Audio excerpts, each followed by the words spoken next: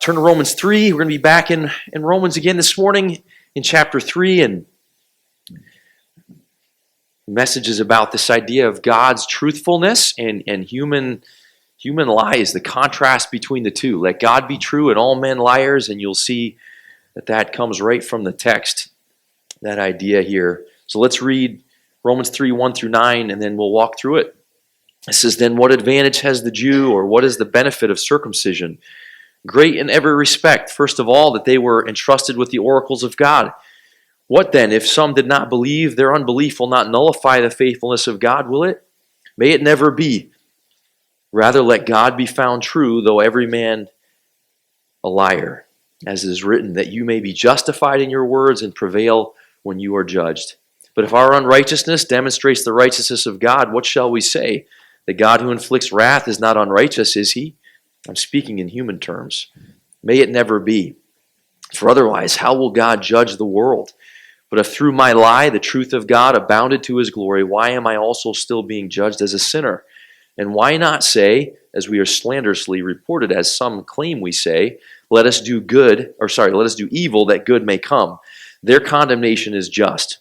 What then? Are we better than they? Not at all, for we have already charged that both Jews and Greeks are all under sin." We've been saying as we've studied Romans together that Paul's language here is very dense. It's deep, it's logical, and it's thick. It feels thick even as I read it. And so my hope is, as usual, to be able to just say a few things, make some observations, and trusting that God will bring clarity to the gospel as Paul writes about it in this particular passage. But if you're paying attention as I read and you're reading along with me, you saw these ideas of truthfulness and lies contrasted a few times in the passage. And the title of the message, "Let God be true and all men liars," comes from specifically verse 4, where it says, rather, let God be found true, though every man a liar. And that's a powerful statement in and of itself, this idea that God alone is true or truthful and all men are liars. And this past week, I was thinking about the lab leak theory. I'm going to try not to get political. That should be a nonpartisan issue from my perspective. It's like, shouldn't we all want to know the truth of what happened? I really, really want to know. And more things are coming out. I don't know if you're aware of that. If you talk to me later, I can send you some links. More and more things are coming out. Seems like the truth is coming out on some of that, and hopefully the whole truth will come out at some point. But as I reflected on that particular topic, which is one of a gazillion we could pick in terms of trying to figure out what's true, trying to determine what's true, I was realizing in a fresh way that it's just a predicament we're in. It's difficult to be in this world as creatures and to be so limited, and to know that there's so much deception in this world. There's so many lies, and there are lies out there, and there are lies in here, in my own heart, in my own mind, that I'm not even aware of. This world is filled with liars. And I think of things like the criminal justice system, which in our country is a great gift, even though it's got its versions of corruption and perversion, but it's a great gift. And the criminal justice system is kind of set up to try to get to the truth of things, right? To try to determine if a crime has taken place, to try to determine what actually happened and who's responsible. That's part of the reason I'm so curious about this origin of the virus issue. It's like, it's not just that I'm interested in virology and I'm curious about the origins of a virus and how it's spread. Like, I want to know who did it. I want to know who did it. Do you want to know who did it? Some of you are smiling really. You want to know who did it too, right? I think anybody with a pulse should want to know on some level who is responsible for this. Or if it's naturally occurring, fine, I'd like to know that too, but yeah, right, exactly. I'd be obviously really playing it close to the vest here, obviously, this morning. Because I want people to pay for what's... Because our deception is correlated with our guilt, this issue of unrighteousness. These things all go together. And And so when it comes back to just to say, because I think this is also a good kind of reminder of the nature of our predicament. So with the criminal justice system, you got to take the oath. I think they still, maybe Alan, you could confirm me, you still take the oath, put your hand on the Bible, right, and say, I swear to tell what? The truth, the whole truth, and nothing but the truth. Why do we have to go through that exercise? Because humans are notoriously deceptive. We're known for being liars, for covering, deflecting, hiding, redacting emails. We're known for things like that. I'm going to stop now with that topic. But it just speaks to our, and I'm going to say for fun too, because I have friends who are agnostic, atheist. I follow Twitter people who are atheists, agnostic, whatever the term is. And it's interesting, they're all in pursuit of truth too, to some degree, like it's a human common pursuit. And yet so many would say, well, there's no evidence of God, whatever, it's fine. But can we all agree, there is this problem that we need to know truth, and we're all liars, and that's just an inescapable reality in this world. And to me, just to hear that expression, let God be true and all men liars, one, it rings true, and two, it's encouraging and even ministers some relief to me. Because it reminds me that there's a creator over all of this who knows, who's omniscient, who sees it all, and who judges according to truth. And we can, to varying degrees, exercise judgment in this world. And the criminal justice system is an example of it. Even the whole field of science and trying to come to what is true regarding the natural order of things. Those are all manifestations of humans experimenting with or engaging with creation and trying to come to truth. And that's good. That's a good gift. But we're also extremely skewed and deceived and fallible. And so to think of this idea of God's truth is encouraging by itself. And I haven't even gotten into the details of the text yet. But let's do that. And I hope that as I've been encouraged studying this past week, that you'll be encouraged as well. And in the beginning, the context of this might seem like, well, how is it applicable to what we just talked about? But hopefully by the end, it'll make sense. As usual, let's walk through it. Verse 1, then what advantage has the Jew, or what is the benefit of circumcision? This is related to what we talked about last week. We were in the end of chapter 2, where Paul is saying, hey, even the Jewish religious people, they perverted and twisted. God gave him revelation of himself, and they perverted it, and they were prideful, and they were self-righteous, and they focused on externals. And so the end of chapter 2, he talks about the idea of what it means to be a true Jew, an inward Jew, what it means to be circumcised in the heart, what it means that all that takes place by the capital S Spirit of God, that God does it. And we said that Jewishness is not really an issue of ethnicity from God's perspective. Yes, there is that on that one natural level, but more importantly, there's the heart level. And what it means to be a person of God at the heart level has to do with being awakened to the idea that God is himself life.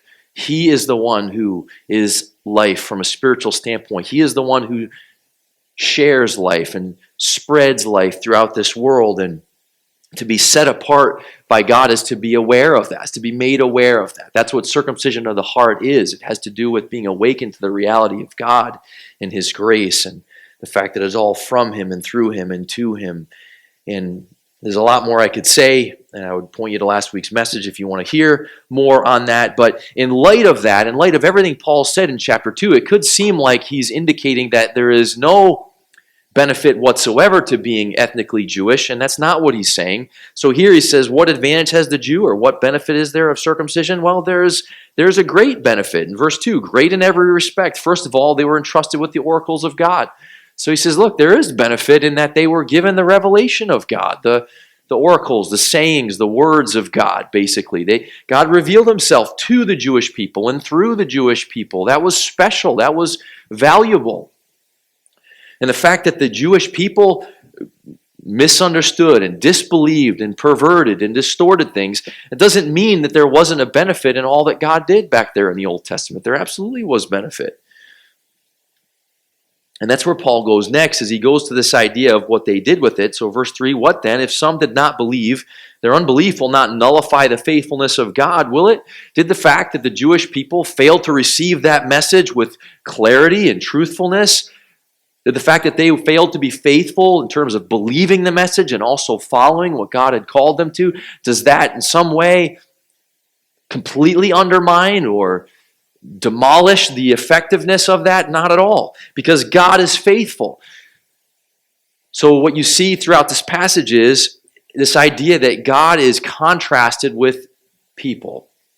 Really, that's what we see everywhere in Scripture. We looked at it in Psalm 33 this morning. That's what we see over and over again, is that God's faithfulness emerges. It comes out. It's glorified more and more, even against the backdrop of human unfaithfulness. So yeah, the Jewish people, they were advantaged in that God had revealed himself in special ways to them, but they misunderstood and they distorted their understanding. They perverted their understanding of things, and they sinned against God egregiously, and they rebelled against God, and they were not grateful, and they were not faithful.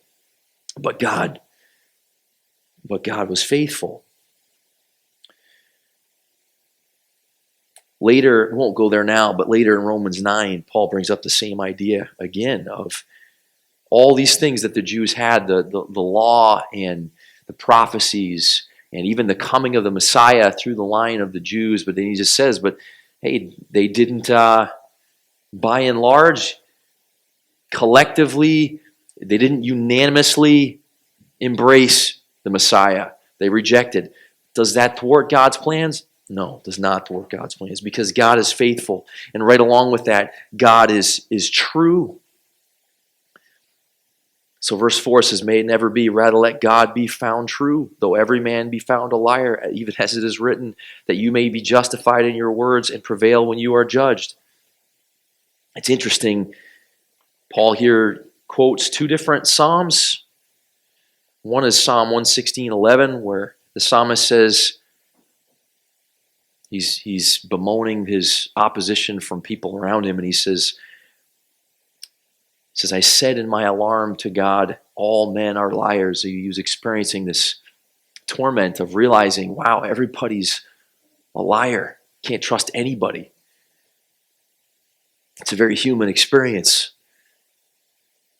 As I said earlier, we can all struggle with lies. The lies, it's most natural to get caught up in the lies out there and to be bothered by the lies out there. But as I alluded to earlier, and this is so important, there are lies within our own minds all the time.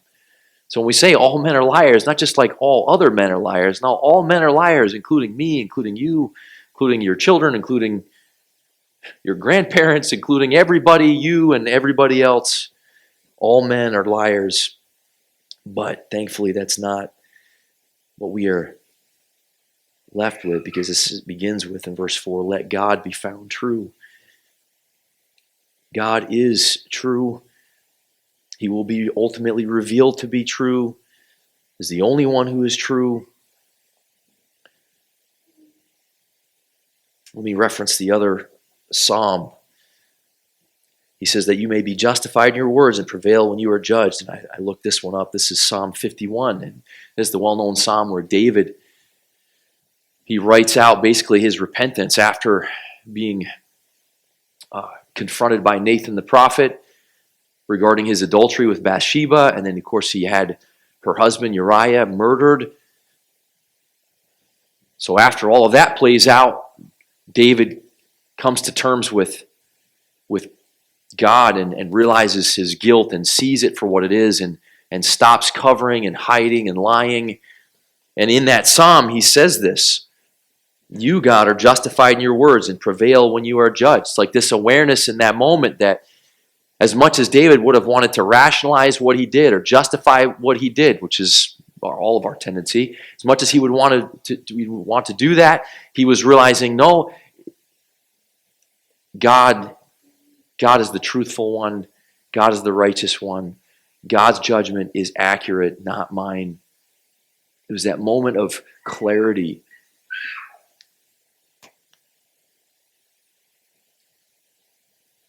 Moment of clarity.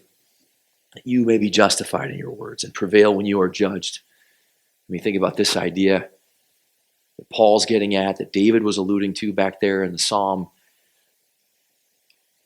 It just speaks to how twisted we are, where we even judge, we sit in judgment over our Creator. I mean, who is, when he says that you may prevail when you are judged, well, judged by whom? Well, by creatures. And when God is judged by creatures, who wins in the end? God wins in the end. He will always be shown to be the truthful one,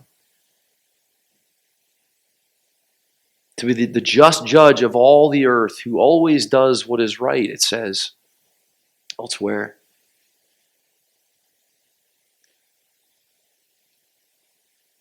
That you may be justified in your words and prevail when you are judged. Verse 5, but if our unrighteousness demonstrates the righteousness of God, what shall we say? The God who inflicts wrath is not unrighteous, is he? I'm speaking in human terms. And here Paul is saying, look, I know what you're thinking. If I keep highlighting the faithfulness of God, the truthfulness of God, and including this idea that even the rebellion of man, whether the rebellion of Jewish people, or as he goes on to say later, the rebellion of non-Jewish people, whatever, the rebellion of God's creatures, even that rebellion serves to highlight the glory of God, and the grace of God, the love of God, the faithfulness of God, the righteousness of God. I mean, if that's the case, then it begs the question, well, then why not just keep sinning, that kind of idea? How could God hold it against me? I mean, what I'm doing in the way that I'm living, this rebellious sort of way, I mean, God ends up getting his way in the end, so why would he ever be even critical of that?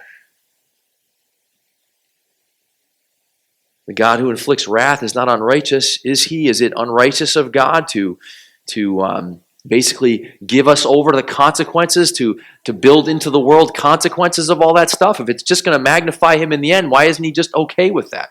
Well, it's because, and Paul says, I'm speaking in human terms here. I'm kind of bringing things admittedly down to the human level for us to wrestle through this, but he's speaking of a God who transcends all that stuff. He says God is over all this, and he says, may it never be, for how otherwise will God judge the world? In other words, God is just over the world, and this is part of it. And so, yes, he allows and includes in this world all the fallenness of Jews who had these special advantages, all the fallenness of Gentiles. I mean, all of his creatures failing atrociously all the time. God is nevertheless still getting his way, and he will judge. And we talked about this in Sunday school. We tend to think of the gavel, we think of the judgment seat, but this has to do with just God's determination, God's decisions, God seeing what is true in this natural order. And over all of it, God is always seeing what is the case. He always knows what is right. He knows exactly how he designed things to operate. He knows exactly what righteousness is. He is himself the embodiment of that, and along with that, he judges accordingly. Verse 7, but if through my lie, here's the idea of lies and truth contrasted again, but if through my lie the truth of God abounded to his glory, why am I still being judged as a sinner? There again, he's saying, well, why would God even have anything to say about that? Verse 8, why not say, as we are slanderously reported as saying, let us do evil that good may come. Their condemnation is just. It will seem to follow. And this comes up several times in Romans. If you've studied the letter, you know this, but it comes up later in chapter 6. I think there's at least 3 times where this idea comes up of, boy, if God is just that good at what he's doing, and if he's that gracious, and if he is going to show off his kindness to humanity no matter what, then why not just sin then that grace may abound? And Paul is saying, not at all. That's not thinking according to what is true. That is not thinking according to God's design. It doesn't give some kind of license. It just highlights how great God is. And then in verse 9 here, what then? Are we better than they? Not at all, for we have already charged that both Jews and Greeks are all under sin. And we'll go next week into details on this, but he just has this idea here of, everybody, it's like the equalizer. Everybody is under sin. And he says, are we better than they? Not at all. So whatever side you find yourself on, or whatever tribe or category you want to put yourself in. Of course, in those days, Jew-Gentile categories were pretty important. But whatever category, it's just leveling the field to saying, hey, everybody is in the same state of need. Everybody is in the same state of deception. It began in Romans 1 with this idea of we exchange the truth of God for a lie, right? And ever since then, there's been this problem where we humans are deceived, and we are not only deceived, but we are deceptive in our ways. Things are twisted, how we understand things. We talk about this a lot, but we mischaracterize God, and as a result of that, we just see everything in distorted, perverted ways. And it's true of everybody. And so this section of Romans, Paul is developing theologically this diagnosis of the human heart, just saying, hey, this is man's condition. And this is what's amazing. Here's who God is. The truthful one. The one who knows all truth, who sees all truth, who speaks all truth, who judges according to all truth. Is that relieving in any way? I mean, if you go back in your mind to where we started this morning with things going on globally, or even maybe frustrations in your own household, wading into conflict, or trying to unravel conflict between your kids, or argument with your spouse. I mean, is it helpful to acknowledge in this moment, yeah, I do not see clearly, naturally speaking. I am not aware. I'm not omnisciently aware of all truth. I am easily deceived. I'm easily misled. I distort things. I twist things. I have biases. My children do. Other people do. These global topics, like even the covering, it's like there's I haven't referenced Seinfeld in a long time. There's a reference from the show Seinfeld. There's an episode where George, who in the show is like a pathological liar. In one of these episodes, Jerry is got this situation he's in which he needs to lie, and so he's having George train him how to lie. It's like, George, I need you to teach me how to do this lying thing that you're so good at. And George says, this is the secret, Jerry. Just remember the secret. It's not a lie if you believe it. It's not a lie, Jerry, if you believe it. If you believe your own lie, then it's not a lie to you. It's like you can get away with it a whole lot better if you think what you're seeing, your assessment is accurate. It's the human condition. Lies that just control, twist us up, blind us to our good Creator, and all the evidences and results and consequences, destructive consequences of all that. Incalculable in this world. Incalculable in our lives as individuals. Incalculable even in just moments of our lives. But then multiply that times the 7 billion people in this world right now. All the deception, all the lies, all the smoke screens, all the denials and deflections and all that junk. Thankfully, we have systems to try to get to the truth, but it's still, like I said earlier, it's limited and flawed. Isn't it good to know there's a God over all? And He reveals what we need Him to reveal, and He's committed to coming and bringing us truth. If not for His commitment to bringing us, to offering us Himself and awakening us to His truth, we would just be stuck, deceived forever, in darkness forever. In John chapter 8, it's a great interaction between Jesus and the religious Jews there.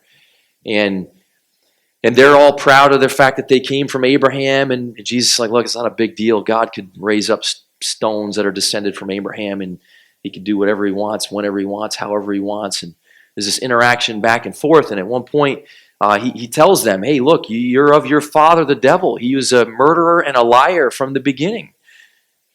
His nature is to lie. And that's not just blatantly say things that explicitly in every way contradict what God, but just to distort and twist. And even the way He interacted with Adam and Eve, it's like part of what He was saying was accurate, but He would twist it and distort it. And Jesus said, you're of your father, the devil. It's like that's everybody's natural tendency, is to just lie. And in that context, when He just made that statement, sweeping, broad statement of leveling everybody, and man, In a way, it's a brutal thing to say. In that same context, he said, but when you know the truth sets you free. And it wasn't just like the truth in concept. The truth was standing with them. The truth was right there. That is evidence of God's heart and love and grace and kindness to say, I'm coming to you, liars, with the truth. One of the things that will make heaven amazing for us on the other side is we will finally be persuaded and convinced of the truth. We'll see the truth for what it is completely. We get glimmers now, little glimmers of that. One day, that's all we will know. That's all we will see. And it says in 1 John, we will be like him because we see him for who he is finally. That's where it all begins. There's this correlation throughout this passage, and this is one of the last ideas I want to develop this morning, but there's a correlation throughout this passage of this idea of truthfulness and righteousness. And they're separate, but not entirely separate. As is often the case in these biblical terms and concepts, there's overlap. They go together both in the character of God and what he is like and his righteousness and his truthfulness and his faithfulness, all going hand in hand. And then also when it comes to what he reveals about our lack of those things humanly and his gift of those things to us through Christ, again, they're correlated. And why was I going there? I don't know. Righteousness, truthfulness. Let me look at my notes. Hold on. You just talk amongst yourselves for a minute.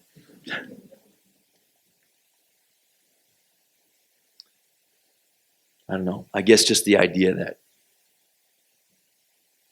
that's what it is. Just came to me. In one sense, like the foundational issue here, when it says, let God be found true and every man a liar, in one sense, it has to do with this invitation to believe what is true concerning righteousness. And here's what's true concerning righteousness. Jump down to verse 10. There is none righteous, not even one. And there's something else true about righteousness. Jump down farther. Verse 21. But now, apart from the law, the righteousness of God has been manifested, being witnessed by the law and the prophets. Even the righteousness of God through faith in, I think a more accurate translation here would be through the faith of Jesus Christ for all who believe. Because verse 21 makes it clear that the righteousness of God is manifested, that is shown. And how is it shown? Well, in such a way that was witnessed by the law and the prophets. And what did the law and the prophets witness? They witnessed a person. They saw Jesus. They foresaw Christ. And when Christ came, righteousness came. So the correlation between righteousness and truthfulness, the foundational truth we are invited by this passage to believe is that God alone is righteous. We are not. Pick your tribe, your category. Your tribe and category is not. Pick your favorite politician. He or she is not. God is righteous. He is the righteous one. He is our hope. There's evidence in us and around us every moment of how desperately we need that to be true. And the Bible gives us evidence that it is the case. And that is where our hope is found. So whatever we're struggling with in our private lives, in the larger context of country, the world, whatever, I hope, at least in these moments, you can be encouraged and refreshed to think of God as the truthful one, that the God who is truth came for you, loved you, forgave you, gave you new life. He's committed to, even if whatever areas of blinders, whatever areas of deception that still remain in my mind, in yours, that harm us, all those things at one point, at some point, God will wash away, wipe away, and clarify and crystallize what is true. And it's just such good news. And I hope that day-to-day awakenings, that as God persuades us of his truth, that we will see, that we will have gratitude, that we'll be able to see a little bit more clearly according to how God sees things, according to his judgment, and that will bear fruit in our lives. And along with that fruitfulness, that there will be hope that just keeps us going as we wait till we go home or Christ comes back, whichever comes first. Let's close in prayer. Father, thank you for the time we've had in Romans 3 this morning. I feel so limited in my own ability to think through the text. It's so dense and rich, and you inspired Paul, who you gifted to be a very intelligent thinker. And we wrestle through the logic of what he said in some ways, and it can be areas of lack of clarity, but at the same time, because of your Spirit, you open our eyes and our minds to see what is true, and through the context of what you inspired Paul to write there, we see this idea of your truthfulness, your exclusive truthfulness, and your exclusive righteousness.